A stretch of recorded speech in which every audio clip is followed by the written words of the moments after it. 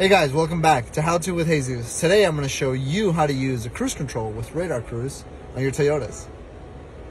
The command buttons for your cruise control feature are going to be located on the right hand side of your steering wheel. Once you're driving, turn on the cruise control feature using this button.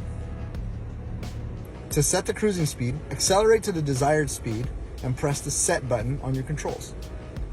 The speed can be adjusted by using the plus or minus signs on your controls. The plus will accelerate the vehicle, the minus will decelerate the speed. For radar cruise, once you set the speed, use the radar cruise button to set the distance between you and the traffic in front of you.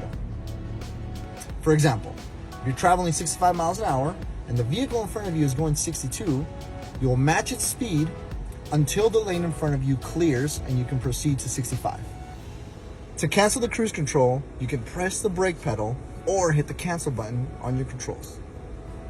Thanks again, guys. This has been How To with Jesus. We'll see you next time. Ka-chow!